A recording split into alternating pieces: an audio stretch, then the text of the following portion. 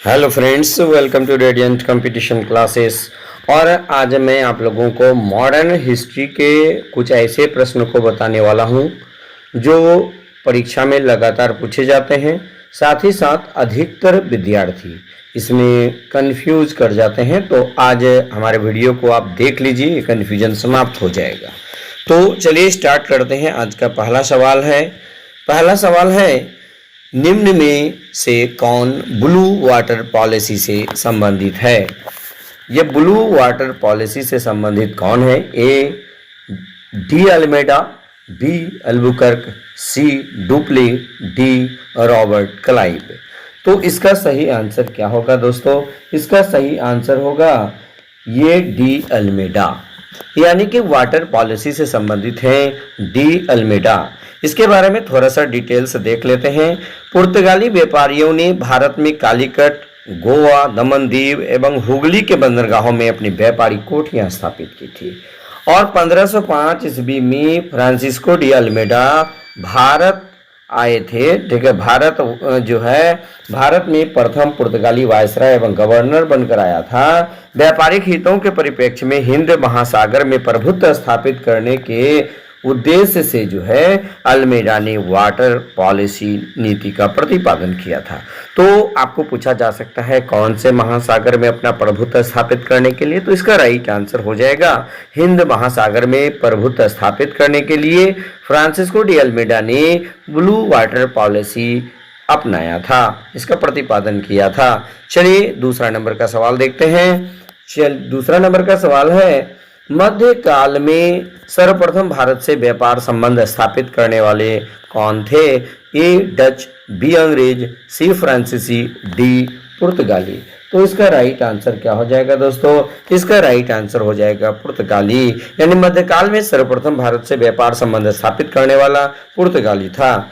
चलिए उसके बाद हम लोग तीसरा नंबर का सवाल देखते हैं। तीसरा नंबर का सवाल कह रहा है कि भारत में पुर्तगाली शक्ति का वास्तविक संस्थापक कौन था? A Vasco da Gama, B Albuquerque, C Robert Clive और डी डुप्ले।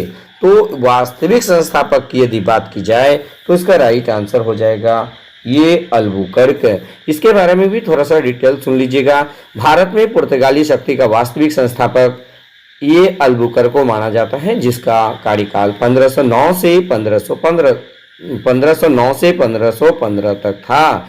इसने भारत में एक प्रादेशिक शक्ति के रूप में पुर्तगाली राज्य की स्थापना की थी। ये भी बात आप याद रख लीजिएगा। चलिए उसके बाद देखते हैं चौथा नंबर का सवाल। चौथा नंबर कह रहा है क्या लंदन में ब्रिटिश ईस्ट इंडिया कंपनी के गठन के समय भारत का निम्नलिखित में से कौन बादशाह था? तो ए अकबर, बी जहांगीर, सी शाहजहां और डी औरंगजेब। ये आपको पता होगा, ये बीपीएससी में ऑलरेडी पूछा हुआ है, यूपीपीसीएस में भी पूछा हुआ है। तो इसका राइट आंसर सबसे पहले हम लोग देख लेते हैं क्या होगा। ये आपका अकबर होगा, यानी लंदन में ब्रिटिश ईस्ट इंडिया कंपनी के गठन के समय भारत का बादशाह अकबर था। इसके बारे में थोड़ा सा डिटेल्स देख लेते हैं। सितंबर 1599 में लंदन में कुछ व्यापारियों ने लॉर्ड मेयर की अध्यक्षता में एक सभा का आयोजन किया था। इसमें पूर्वी द्वीप समूह के साथ व्यापार करने की योजना तैयार की गई थी। इन व्यापारियों ने पूर्व देशों के साथ व्यापार करने के आशय से 1599 में एक कंपनी का गठन किया था, जिसका नाम governor and company of merchants of London trading into the east Indies रखा गया था। इस दौरान भारत का बादशाह अकबर था। चूंकि अकबर का कार्यकाल 1556 से 1605 है, यानी 1556 से 1605 ईस्वी तक किसका था? अकबर का था। और ये इसकी स्थापना 1599 से 1600 के बीच हुई थी। तो आप यहाँ पर देख सकते हैं कि इसका शासक कौन था, भारत का बादशाह कौन था? अकबर था। चलिए उसके बाद पांचवा नंबर का सवाल हम लोग देख लेते हैं। पांचवा नंबर का सवाल है ब्रिटिश ईस्ट इंडिया कंपनी ने मुंबई किस से लिया था? ए डचों से, बी फ्रांसीसियों से, सी पुर्तगालियों से और डी इनमें से कोई नहीं। तो इसका राइट आंसर हो जाएगा बी, यानी इसका आंसर हो जाएगा आपका हो जाएगा पुर्तगालियों से, यानी ऑप्शन नंबर सी बिल्कुल सही है। ब्रिटिश ईस्ट इंडिया कंपनी ये मुंबई कहाँ से लिया था? पुर्तगालियों से लिया था, ये याद रख लीजिएगा। उसके बाद देखिएगा 6 नंबर का सवाल। देखिए इस तरह का प्रश्न लगातार परीक्षा में पूछता है। 6 नंबर का देखिएगा, अंग्रेजी शासनकाल में भारत का कौन सा क्षेत्र अफीम उत्पादन हेतु प्रसिद्ध था? अफीम उत्पादन हेतु प्रसिद्ध कौन था? ए बिहार, बी दक्षिणी भारत, सी गुजरात और डी असम। तो इसका राइट आंसर हो जाएगा ए बिहार। यानी अंग्रेजी शासनकाल में बिहार अफीम उत्पादन के लिए प्रसिद्ध था। उसके बाद देखिएगा आज का सातवां सवाल। सातवां सवाल है भारत में ब्रिटिश साम्राज्य का संस्थापक जो था कौन था? A Warren Hastings, B Lord Hastings, C Robert Clive और डी लॉर्ड विलियम बेंटिक। तो इसका राइट आंसर पहले जान जाइए। इसका राइट आंसर होगा रॉबर्ट क्लाइव। यानी इसके बारे में देख लीजिएगा, भारतवर्ष में ब्रिटिश साम्राज्य का संस्थापक रॉबर्ट क्लाइव को माना जाता है, जिसने प्लासी के युद्ध जो कि 23 जून 1757 में बंगाल के नवाब सिराजुद्दौला को पराजित कर पहली बार भारत में ब्रिटिश प्रभुत्व की नींव डाली थी। ये रॉबर्ट क्लाइव ही थे। तो इसका राइट आंसर क्या होगा? रॉबर्ट क्लाइव होगा। उसके बाद देखिएगा आज का 8 नंबर का सवाल। 8 नंबर का सवाल है, इलाहाबाद की संधि के बाद रॉबर्ट क्लाइव ने मुर्शिदाबाद का उप दीवान किसे बनाया था? ये 45वीं बीपीएससी में ऑलरेडी पूछा गया था। ए मोहम्मद रजा खान, बी सिताब राय, सी राय दुर्लभ, डी इनमें से कोई नहीं। इसका राइट आंसर हो जाएगा ए मोहम्मद रजा खान। तो मोहम्मद रजा खान जो है इसका राइट आंसर होगा। चलिए अगला सवाल हम लोग देख लेते हैं। ये 9 नंबर का सवाल देखिए, बहुत ही इंपॉर्टेंट सवाल है। ये निम्नलिखित में से किसने कहा था कि ईश्वर की इच्छा थी कि मैं सब धर्मों को एक निगाह से देखूं, इसीलिए उसने दूसरी आंख जो है ये ले ली है। ये महाराजा रंजीत सिंह, बी महाराजा शेर सिंह, सी महाराजा दलीप सिंह और डी इनमें से कोई नहीं। तो इसका राइट आंसर हो जाएगा ए महाराजा रंजीत सिंह। इसके बारे में थोड़ा सा जान लीजिए। महाराजा रंजीत सिंह का जन्म 2 नवंबर 1780 को सुकर चकिया मिसल के मुखिया महासिंह के घर हुआ था। और जो है ये 12 वर्ष के ही थे तब उनके पिता का स्वर्गवास हो गया था।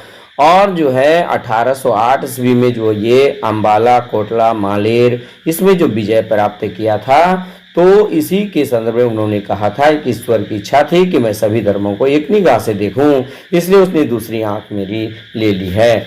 तो ये इंपॉर्टेंट बात है, आप इसे याद रखिएगा। उसके बाद देखिएगा 10 नंबर का सवाल। 10 नंबर का जो सवाल है आप इसको एक बार अच्छी तरह से देख लीजिएगा।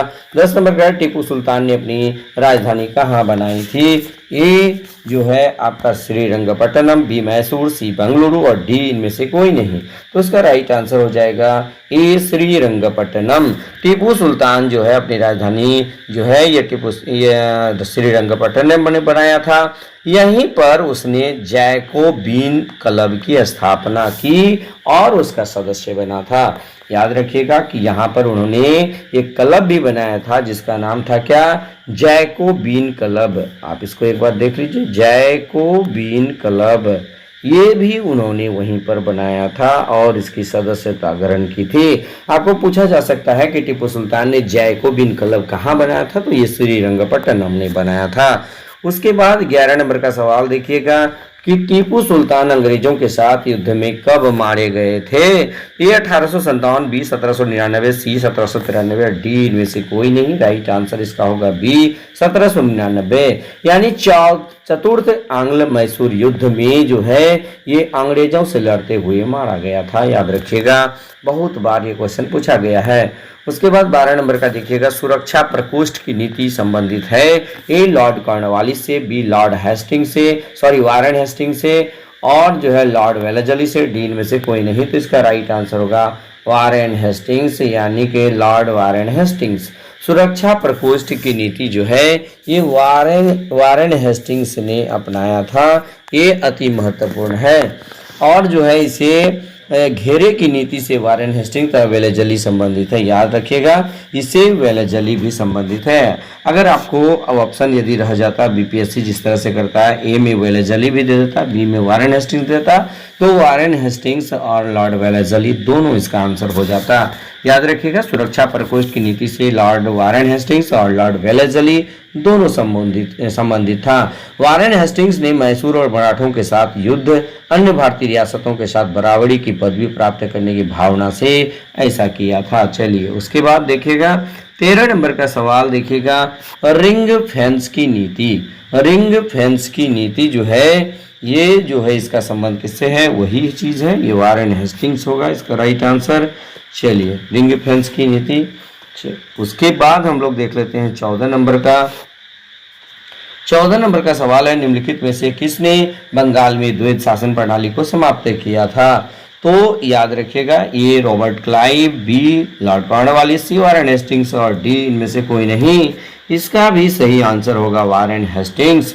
बंगाल में द्वैध शासन प्रणाली जो है ये कौन लगाया था, लगाया था क्लाइव, और इसको समाप्त किया था वारेन हेस्टिंग्स। यानी लगाने का काम जो है द्वैध शासन कौन किया था, लॉर्ड क्लाइव ने किया था, जबकि हटाने का काम वारेन हेस्टिंग्स ने किया है, याद रखिएगा। उसके बाद देखिएगा 15 नंबर का सवाल, द्वैध शासन का जनक किसे माना जाता है। A Lord Clive, B Hector Munro, C Lord Macaulay, D Sir Lionel Curtis. तो इसका राइट आंसर हो जाएगा डी सर लियोनल कर्टिस। यानी कि देखिएगा कि द्वैध शासन का जनक सर लियोनल कर्टिस को माना जाता है। और भारत सरकार अधिनियम 1919 द्वारा प्रांतों में दोहरी शासन प्रणाली आरंभ की गई। इसमें प्रांतीय विषयों को दो भागों में बांटा गया, आरक्षित विषय और हस्तांतरित विषय। उसके बाद देखिएगा 16 नंबर का सवाल। 16 नंबर का सवाल कह रहा है क्या, किस गवर्नर जनरल पर महाभियोग का मुकदमा चलाया गया। A Warren Hastings, B Lord Clive, C Lord Cornwallis और डी लॉर्ड वेलेस्ली। इसका राइट आंसर होगा ये वारेन हेस्टिंग्स। यानी वारेन हेस्टिंग्स पर मुकदमा चलाया गया था। और क्यों चलाया गया था, तो इसके अन्यायपूर्ण तथा निरंकुश कार्यों के कारण जो है उस पर यह महाभियोग चलाया गया था। उसके बाद अगला नंबर का सवाल हम लोग देख लेते हैं। 17 नंबर का सवाल देखिएगा, भारत में न्यायिक संगठन की स्थापना किसने किया था। A Lord Mayo, B Lord Cornwallis, C Lord Curzon और डी इनमें से कोई नहीं। तो इसका राइट आंसर होगा लॉर्ड कॉर्नवालिस। लॉर्ड कॉर्नवालिस ने न्यायिक संगठन की स्थापना की थी, याद रखिएगा।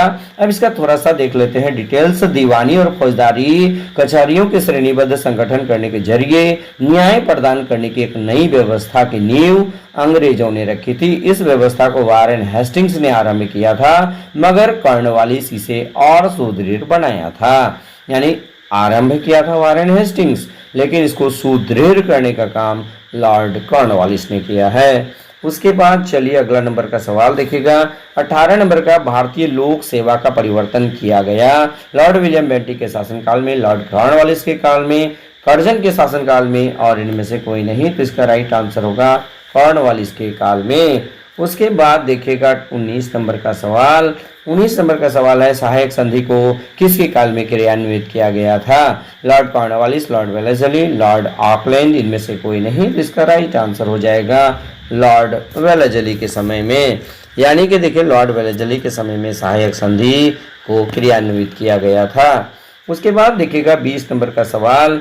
20 नंबर कह रहा है क्या, निम्न में से सहायक संधि स्वीकार नहीं की थी। तो ये हैदराबाद के निजाम, बी इंदौर के होलकर राज्य और सी मैसूर के शासक और डी इनमें से कोई नहीं। तो इसका राइट आंसर हो जाएगा इंदौर के होलकर राज्य ने, यानी सहायक संधि स्वीकार नहीं किया था।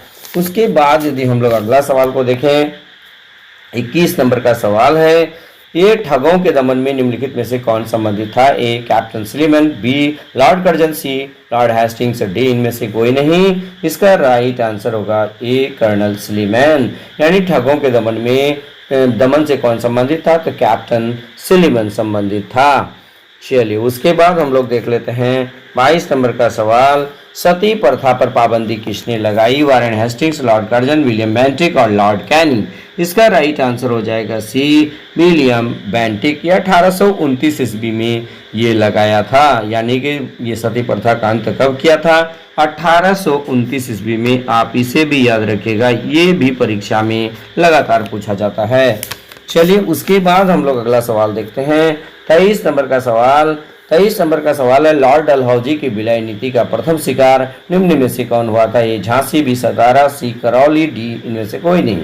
तो इसका राइट आंसर हो जाएगा बी सतारा। यानी कि देखिएगा कि सबसे पहले जो लॉर्ड डलहौजी का जो डॉक्ट्रिन ऑफ लैप्स था, इसके तहत सतारा को 1848 ईस्वी में मिला लिया गया था। आप ये भी बात याद रखिए कब मिलाया गया था, तो ये 1848 ईस्वी में सतारा को सबसे पहले मिलाया था। कब? ये 1848 में मिलाया गया था। आप इसे देख लीजिएगा। उसके बाद देखिए 24 नंबर का सवाल है कि भारत में प्रथम रेलवे लाइन किस ब्रिटिश गवर्नर के समय बिछाई गई थी? ए Dalhousie, B Lord Curzon, C Lord Wellesley, D में से कोई नहीं। तो इसका राइट आंसर होगा लॉर्ड डलहौजी। ये कब चलाया गया था? आपको पता होगा 1853 ईस्वी में मुंबई से थाने के बीच चलाई गई थी। कब? 1853 ईस्वी में। आप इसे भी जरूर याद रख लीजिएगा। उसके बाद देखिएगा 25 नंबर का सवाल। 25 नंबर का सवाल है, किस कंपनी ने सर्वप्रथम भारत में रेल यात्रा प्रारंभ किया था? Eastern Railway, B Great Indian Peninsula Railway, C Madras Railway, D में से कोई नहीं। इसका राइट आंसर हो जाएगा B Great Indian Peninsula Railway ने।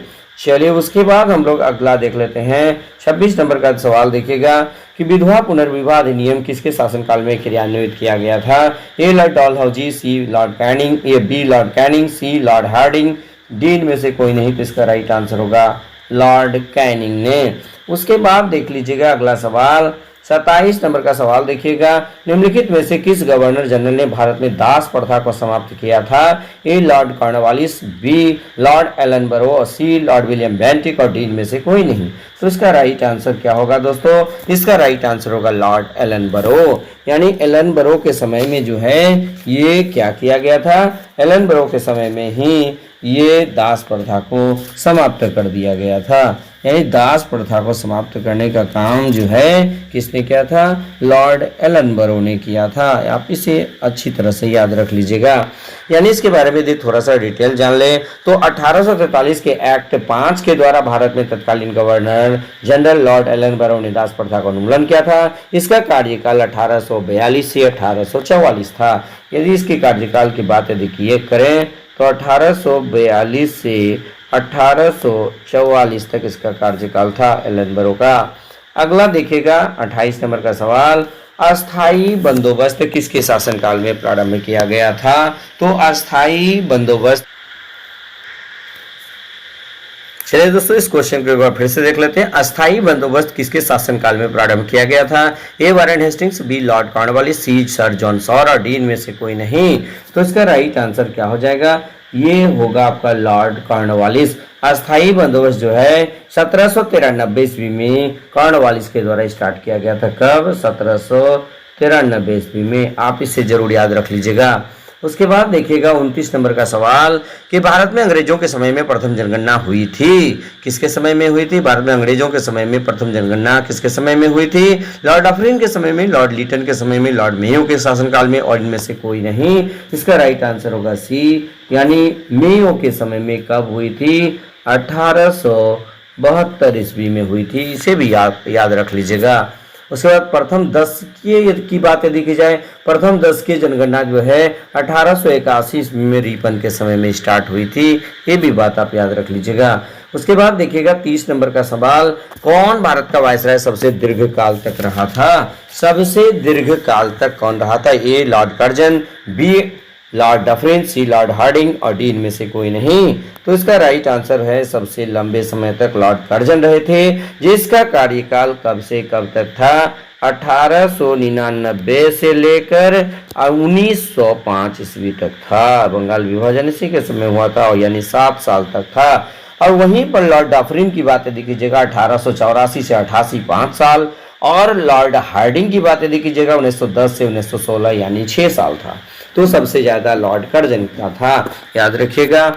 उसके बाद 31 नंबर का सवाल देखिएगा। 31 नंबर कह रहा है कि निम्नलिखित में से किसे भारत में स्थानीय स्वशासन का जनक कहा जाता है? A Lord Dalhousie, B Lord Canning, C Lord Ripon और इनमें से कोई नहीं।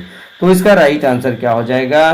तो लॉर्ड रिपन। स्थानीय स्वशासन का पिता या जनक जो है ये लॉर्ड रिपन को कहा जाता है और यह प्रस्ताव 1882 ईस्वी में किया था। ये कब से कब किया था? 1882 ईस्वी में किया था। चलिए अगला देखिएगा 32 नंबर का सवाल, प्राचीन स्मारक संरक्षण एक्ट किस गवर्नर जनरल के समय में पारित हुआ था? A Lord Minto, B Lord Curzon, C Lord Canning और डी इनमें से कोई नहीं। तो इसका राइट आंसर हो जाएगा लॉर्ड कर्जन।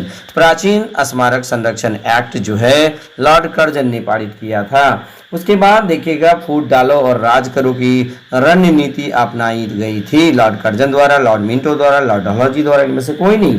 तो इसका राइट आंसर हो जाएगा लॉर्ड कर्जन द्वारा।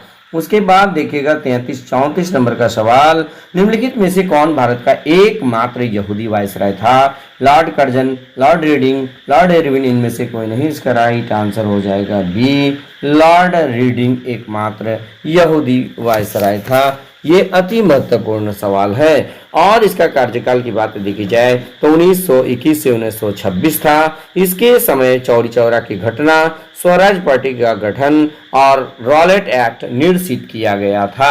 लॉर्ड रीडिंग के समय में कौन कौन सी घटना? चौरी चौरा हत्याकांड जो 5 फरवरी 1922 को हुआ था।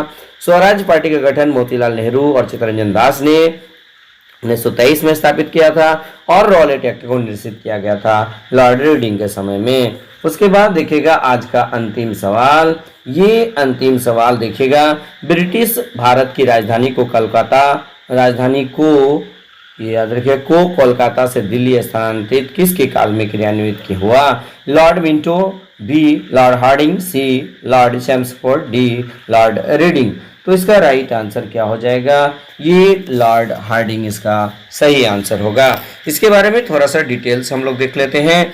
वायसराय लॉर्ड हार्डिंग के समय में भारत की राजधानी को कलकत्ता से दिल्ली स्थानांतरित किया गया। वायसराय लॉर्ड हार्डिंग ने 1911 ईस्वी में जॉर्ज पंचम एवं महारानी मेरी को भारत बुलाया तथा दिल्ली में भव्य दरबार का आयोजन किया था, जिसे दिल्ली दरबार तृतीय के नाम से भी जानते हैं। इसी दरबार में बंगाल विभाजन को रद्द कर दिया गया तथा राजधानी के स्थानांतरण की घोषणा कर दी गई। तो राइट आंसर क्या हो जाएगा? लॉर्ड हार्डिंग होगा। तो बस आज हम लोग यहाँ पर ये किसके द्वारा किया देखिएगा, ये राजीव सर के द्वारा कराया गया। यानी कि जैसे देखिएगा ये बहुत ही इंपॉर्टेंट प्रश्नों का संग्रह है, तो आप इसे जरूर याद रख लीजिएगा। वीडियो को 1 से 2 बार देख लीजिएगा, निश्चित रूप से आप लोगों को याद होगा ही। तो बस आज के वीडियो में इतना ही। धन्यवाद।